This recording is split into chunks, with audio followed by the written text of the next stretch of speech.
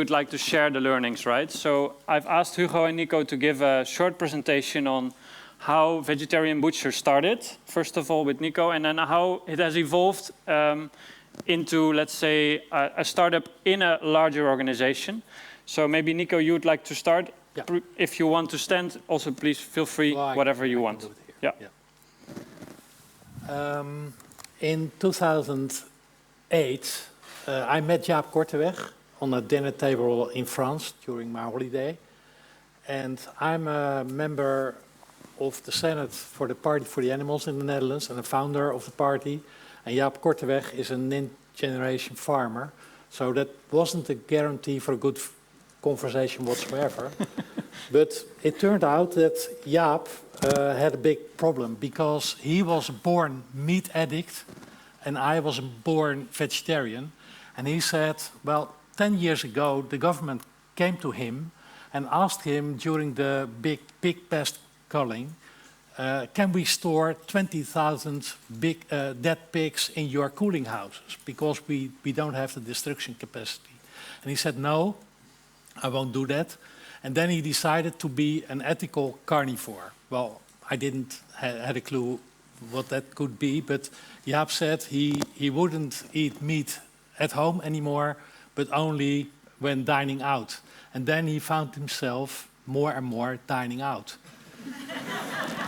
And he said, wouldn't it be nice if there should be a machine which can produce meat just from feed? So just taking the middleman out. And well, I said, well, that's a nice idea. You can have fantasies about almost everything during your holidays. But well, let's think about it. And 1 week after the holiday, he called me and he said, well, when do we start? And I said, well, I don't have a clue. You don't have a clue. So what's the big deal in it? And he said, well, I'm going to put my whole pension fund in it, and you are going to put your whole pension in it, and 90% chance that it will be a total disaster. And I said, well, I have to discuss this with my wife. And she said, please do it. Very important. And then we have to be careful here because my wife is in the audience, so if something happens. Yeah, okay, I can talk to her. Okay. So we decided to release the animals from the food chain, and we started the world's first vegetarian butcher. And our ambition was to be the biggest butcher in the world. Not the biggest vegetarian butcher, but the biggest butcher. And well, Jaap was the icon of the store, and we realized we couldn't do this on our own. So we need the help of a big organization.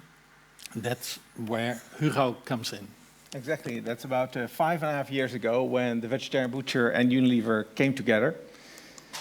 And powering up to product superiority, because that's what it's all about. How are we convincing meat lovers to switch to plant-based offerings? And what Unilever could offer to the Vegetarian Butcher is both chefs to make amazing products, and R&D here in Wageningen with our high facilities, Silicon Valley of food.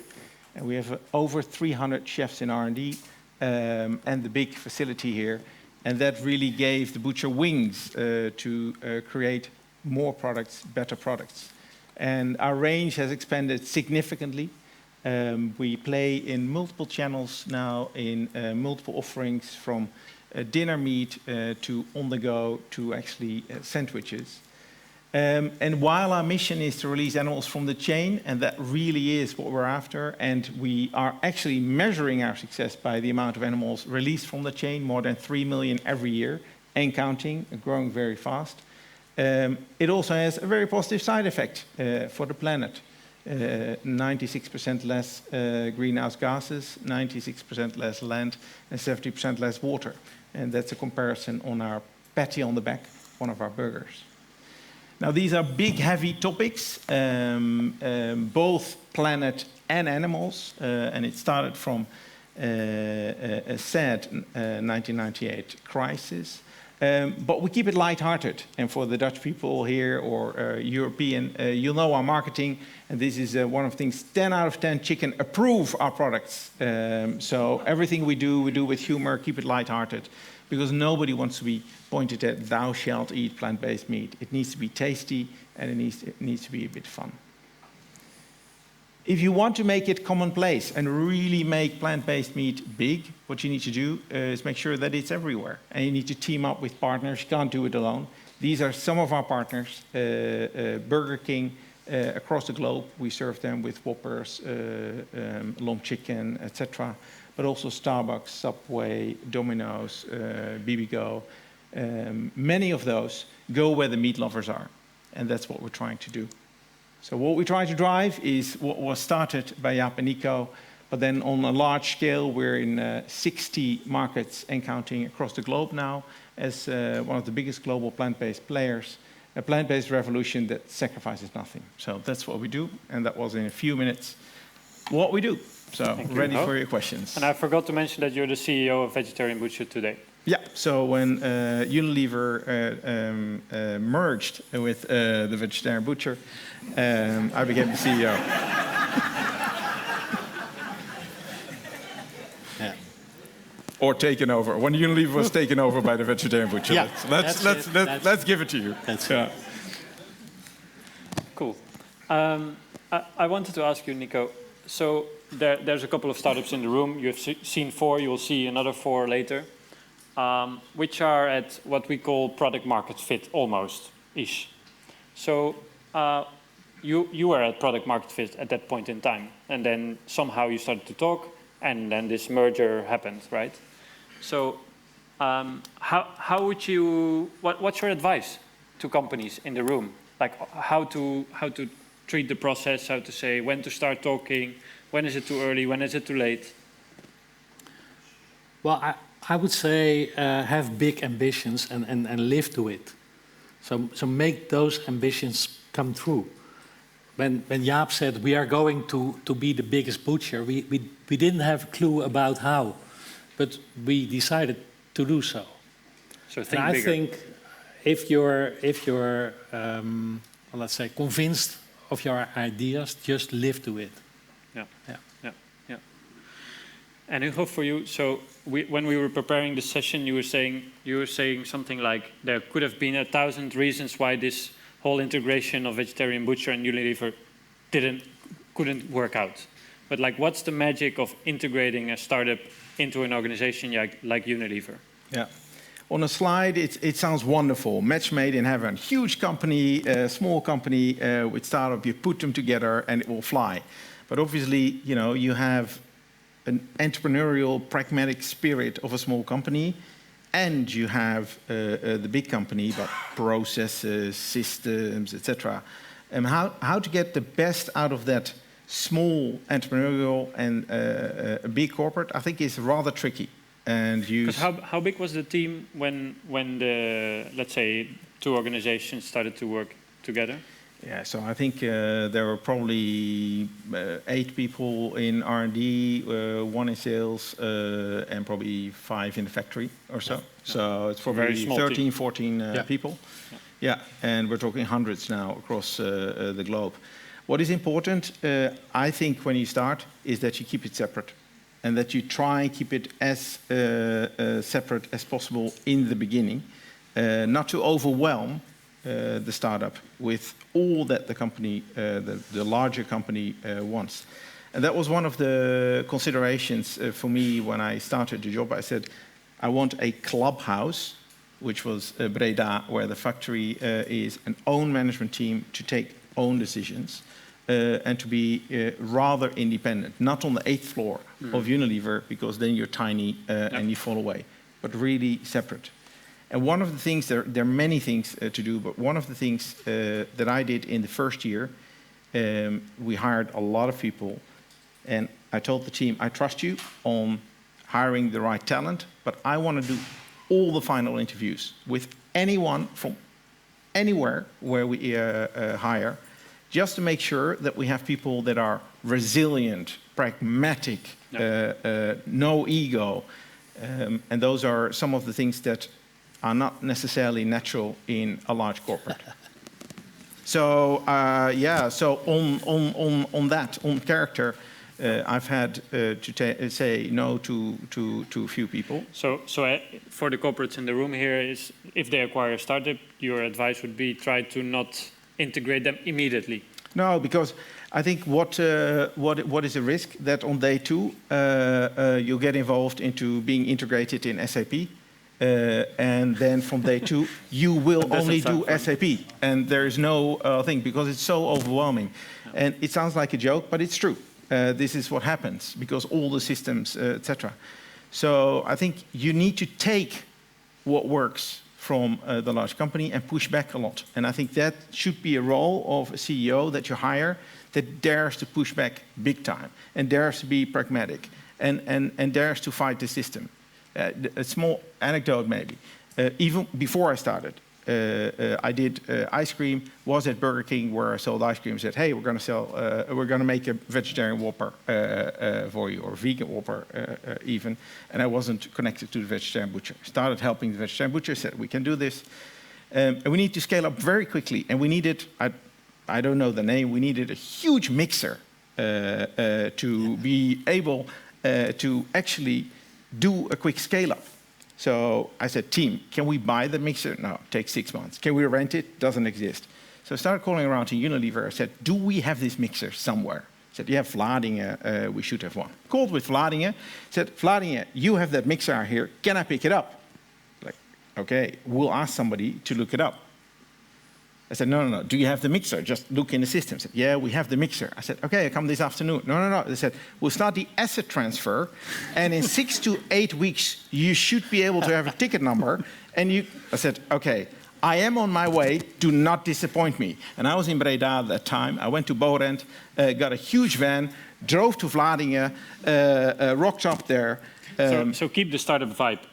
And the guys there said, this is a crazy story. There's like an ice cream vice president that called my boss, said, wants the mixer, and we have to stand here with a mixer. I said, okay, I'm that VP, please help load, because we're a bit in a hurry, and off we go. But I think the best of both worlds, because we got a mixer the same day. You will never have been able to get it, because Unilever had it. But fight through all the walls and be a startup within. To grow it and keep that entrepreneurial spirit as well. When we sold the company to Unilever, a lot of people said to me, just don't look back. Unilever is going to kill your baby. And we were the vegetarian butcher, and they made it the vegan butcher. So it's much better than we ever could. Yeah. And I think, and also talking about impact, right? So you're now in 40K plus outlets. 60 countries, right? So yeah, that's right. I'm guessing the vegetarian butcher would have not have the distribution network. Yeah, that's right. Okay, so are there any questions from the audience? I'm pretty sure there is. Yes. That's a very far throw. You can try it. You're 100% score.